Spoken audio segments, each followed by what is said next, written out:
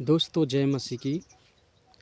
मैं प्रेम तुम सरे आप सभी का मेरे यूट्यूब चैनल में प्रभु यीशु मसीह के नाम से स्वागत करता हूं।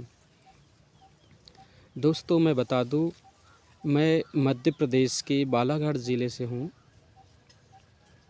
और मैं एमएमबी मसीह मंथन बैठक से 3 साल से जुड़ा हुआ हूं, जिसके founder pastor Daniel Raj ji है, जो मुंबई शहर से है।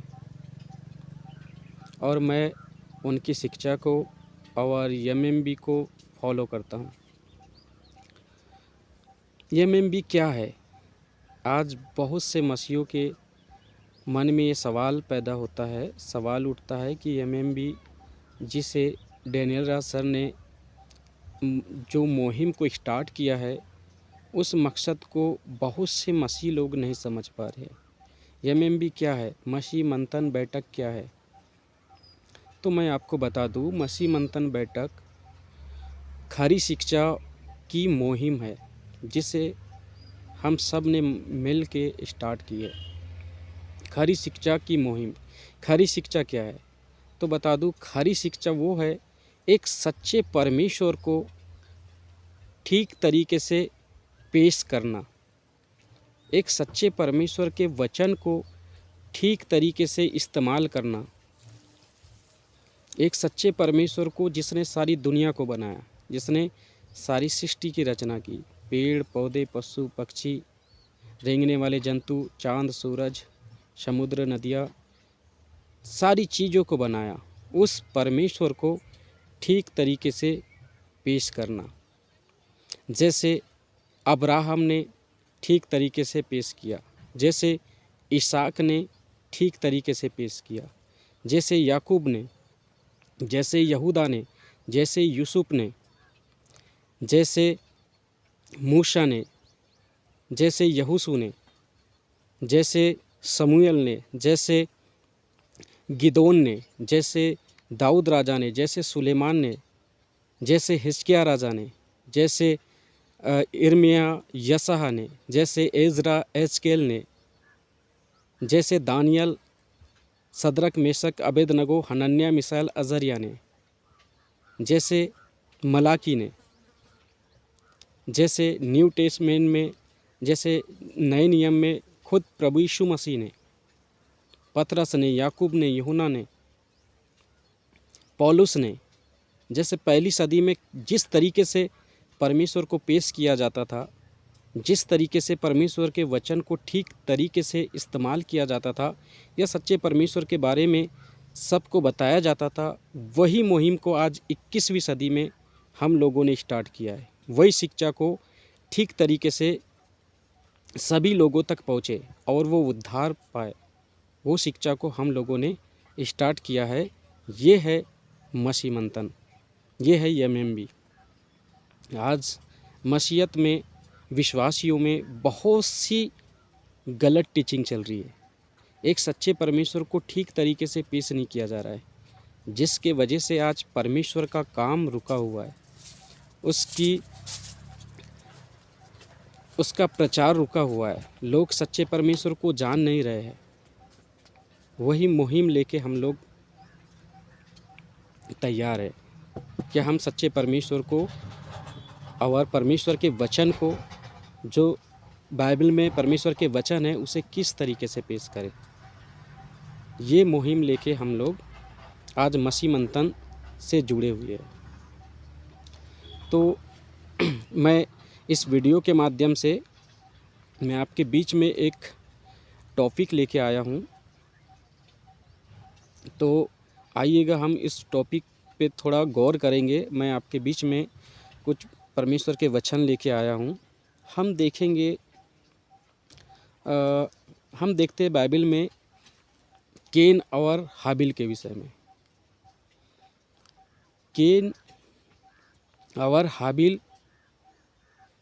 के विषय में आज हम सीखेंगे। टॉपिक होगा, परमेश्वर ने केन का बलिदान क्यों स्वीकार नहीं किया।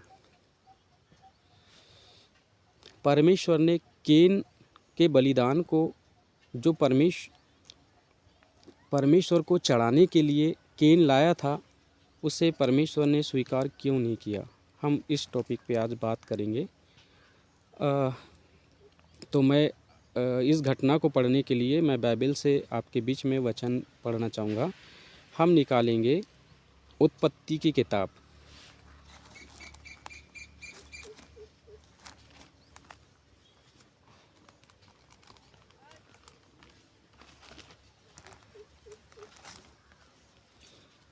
उत्पत्ति की किताब, इसका 4वां अध्याय। मैं यहाँ पे केन और हाबिल के बलिदानों के बारे में जो वो परमेश्वर के पास लाते हैं। जैसे कि बाइबल बताती है, क्या केन ने जो उपज होती है भूमि में से, पृथ्वी पर से, खेती से, वो बलिदान लेके परमेश्वर के पास आया। और उसी के अपोजिट हाबिल, अब वो हाबिल भेड़ बकरियों का चरवाहा था और उसने भी परमेश्वर को बलिदान चढ़ाने के लिए भेड़ बकरियों के पहलोटे बलिदान के लिए लाया। तो इस घटना को पढ़ने के लिए हम निकालेंगे उत्पत्ति की किताब, उसका 4वां अध्याय, उसके 4वें पद से। तीसरे पद से मैं पढ़ना चाहूँगा। कुछ दिनों के पश्चात केन यहोवा के पास भूमि की उपज में से कुछ भेंट ले आया, और हाबिल भी अपनी भेड़ बकरियों के कई एक पहलोटे बच्चे भेंट चढ़ाने के लिए आया और उनकी चर्बी भेंट चढ़ाई। तब यहोवा ने हाबिल और उसकी भेंट को तो ग्रहण किया, तब यहोवा ने हाबिल और उसकी भेंट को तो ग्रहण किया, परंतु केन और उसकी भेंट को उसने ग्रहण ना किया।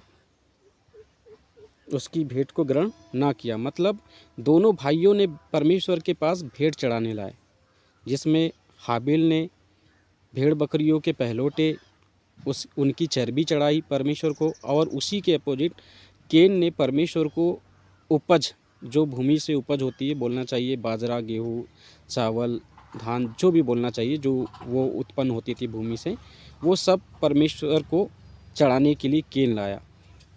तो हम देखते हैं परमेश्वर ने हाबिल की भेंट स्वीकार की और केन की भेंट को स्वीकार नहीं किया।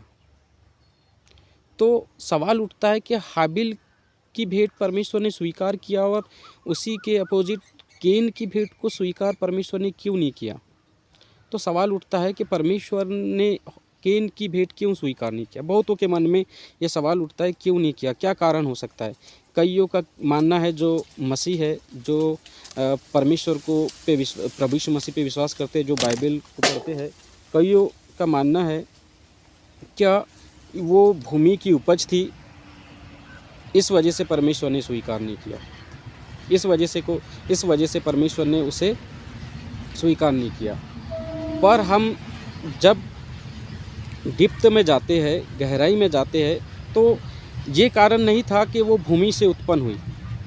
कारण हम देखेंगे क्या केन ने परमेश्वर के बलिदान को, उसकी भेंट को क्यों स्वीकार नहीं किया।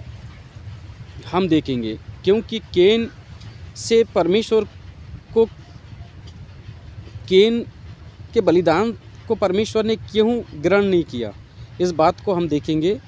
हम मेरे साथ में निकाल लीजिएगा आप लोग यूहन्ना की किताब, पहला यूहन्ना, उसका 3रा अध्याय।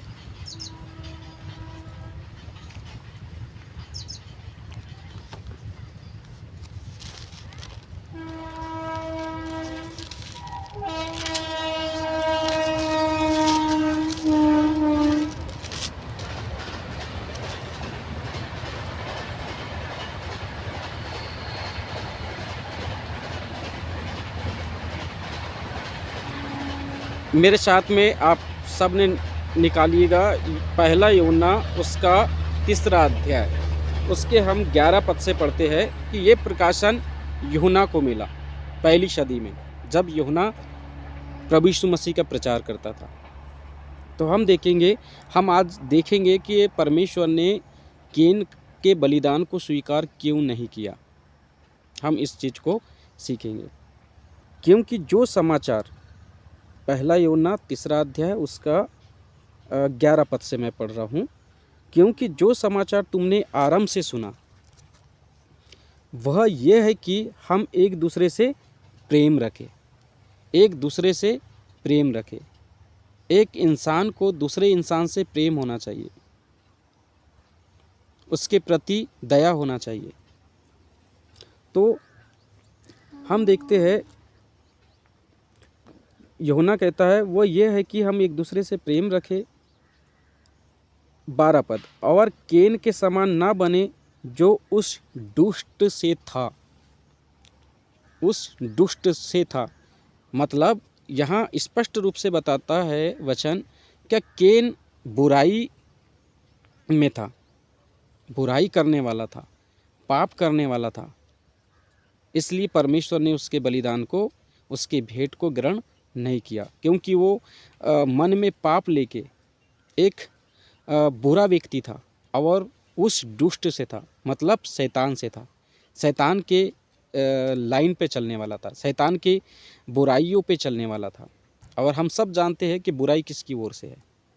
झूठ बोलना, चोरी करना, व्यभिचार, गंदी गाली, क्रोध, झगड़ा, किसी को धोखा देना, मूर्ति पूजा करना, हत्या करना, मर्डर, बलात्कार, ये सब गंदी बातें उस दुष्ट की ओर से है, शैतान की ओर से है, जिसने जो आरंभ से पाप करते हुए आ रहा है। तो कहता है और केन के समान ना बने जो उस दुष्ट से था और जिसने अपने भाई को घात किया। आप सबको स्टोरी पता होगी। इसके बाद ही हम अगर उत्पत्ति की किताब उसका 4 अध्याय में हम जब पढ़ते हैं तो आगे के पद में कहता है क्या जब हाबिल की भेंट परमेश्वर ने ग्रहण किया तो उसके वजह से केन को क्रोध आया, उसके प्रति नफरत जागी और उसने क्या किया, अपने भाई का मर्डर कर दिया, अपने भाई की हत्या कर दिया। तो कहता है जिसने अपने भाई को घात किया और उसे किस कारण घात किया, इस कारण कि उसके काम बुरे थे, उसके काम बुरे थे और मतलब वो बुराई करता था, उसके काम बुरे थे और उसके भाई के काम धर्म के थे। मतलब हाबिल के काम धर्म के थे और हाबिल एक धर्मी व्यक्ति था। हाबिल एक परमेश्वर के साथ चलने वाला व्यक्ति था, परमेश्वर के वचन के साथ चलने वाला व्यक्ति था। क्या गलत है, कौन सी बातें बुरी है, ये वो सब जानता था। हाबिल ये सब बातों को जानता था, परंतु केन दुष्ट से था, दुष्ट था, उसके अंदर भरी हुई थी और पाप उसके अंदर प्रकट था, पाप में वो फंस चुका था। तो यहाँ पे हमने पढ़ा यूहन्ना 3 अध्याय उसके 11 और 12 में, 12 को मैं रिपीट कर रहा हूँ। और केन के समान ना बने, आज किन को कह रहा है यूहन्ना केन के समान ना बने?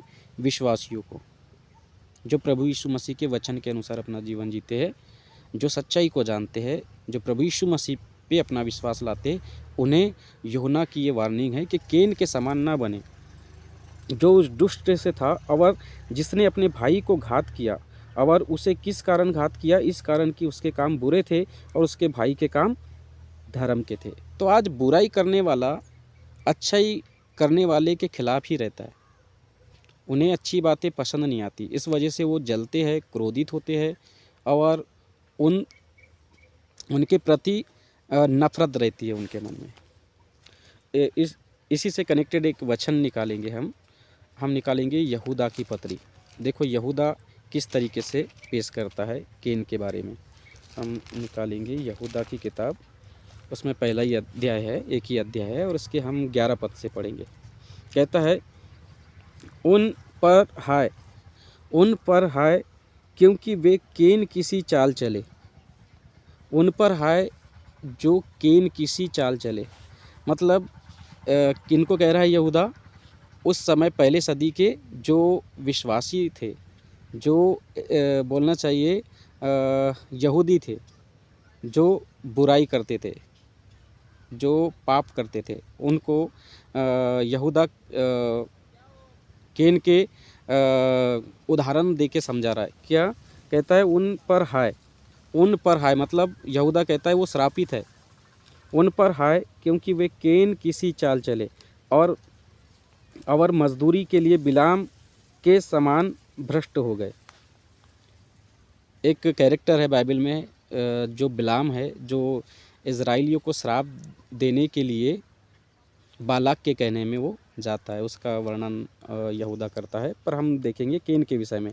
पर उन पर हाय क्योंकि वे केन किसी चाल चले। तो केन कैसी चाल चलता था? बुरी। केन कैसा जीवन जीता था? बुराई।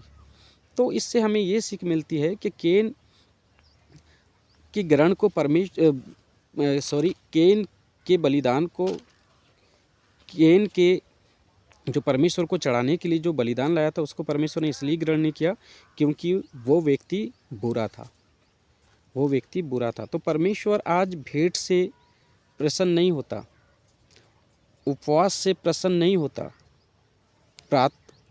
हम 40 दिन का उपवास रखे उससे प्रसन्न नहीं होता। परमेश्वर प्रसन्न होता है उसकी आज्ञा मानने से। परमेश्वर को कैसे बलिदान चाहिए? परमेश्वर को बलिदान ऐसे चाहिए कि हम उसकी आज्ञा को मानें, उसके वचन के अनुसार चले, हर एक बुराई से बचे रहे, हर एक पाप से बचे रहे।